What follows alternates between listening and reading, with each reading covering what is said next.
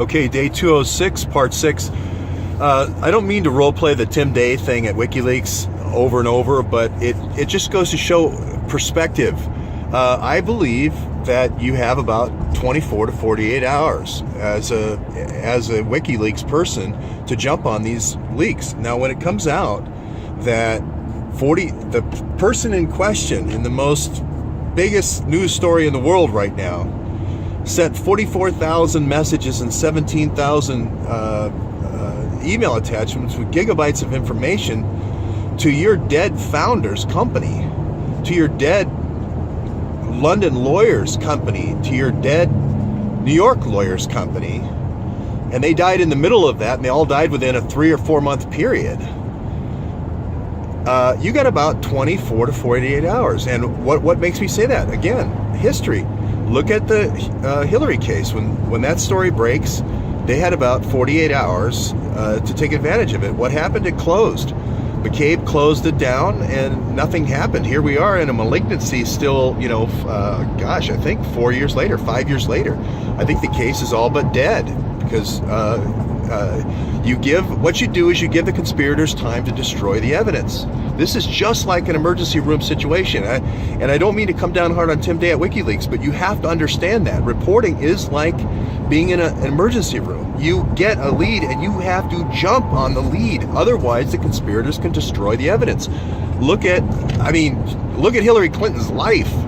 In every case she's been in, it's been destruction of evidence all along the way. Look at McCabe. Look at all the things he's done. So anyway, Huma, the same thing with the Huma situation. Nobody jumped on the True Pundit story. I think I was the only one. It connected the dots with the WikiLeaks. And just said, hey, this is WikiLeaks. Eric Braverman is WikiLeaks. Seth Rich is WikiLeaks. I'm half right. The other shoe's going to drop here. It's going to be Eric Braverman went to WikiLeaks. And you're going to find out, Tim, you're going to find out that about a year from now, and you're going to really feel stupid that you didn't tweet out what the heck hospital did Seth Rich go to. You're going to not feel good about yourself. I'm telling you that right now. But that means the patient's already dead, and the relatives are looking at you going, why didn't you try harder, doctor?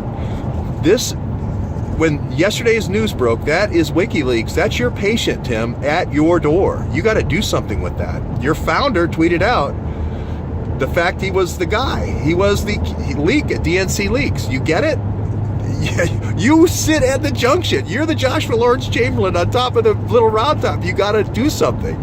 You got about 24 more hours. We're 24 hours into this. You got about 24 more hours to get that hospital name. I'll get it anyway. It doesn't matter. But use the worldwide power of WikiLeaks to help solve the murder of someone who gave you the DNC Leaks story.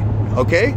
Right? I've given WikiLeaks story. I've gone to the Ecuadorian embassy. I've gone to Ecuador. I've gone to the embassy in Germany, a Russian embassy in Berlin, to get a story to RT and get a story to you guys. I risked my life, okay? So you got to understand what the other side is doing to try to get you these stories. You don't just publish them. They happen with real journalists, real people taking real risks, risking their life, okay? So get with the program, man. Got to get with the program. That's all I'm saying. I'm just trying to give you a perspective. People stayed up all night from the UK, all across the world, in New Zealand. We had help from Australia. We've got all these folks now.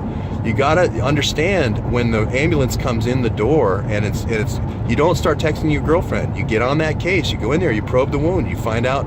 You triage the damn thing, and you call the people you need, and you get it off your hands. If you don't have the skills, you get it off your hands and get it into somebody who does have the skills, okay? So don't just sit on it. Don't just say, well, hey, I'm a first-year intern, and first-year interns don't do gunshot wounds. That's not how it works, okay?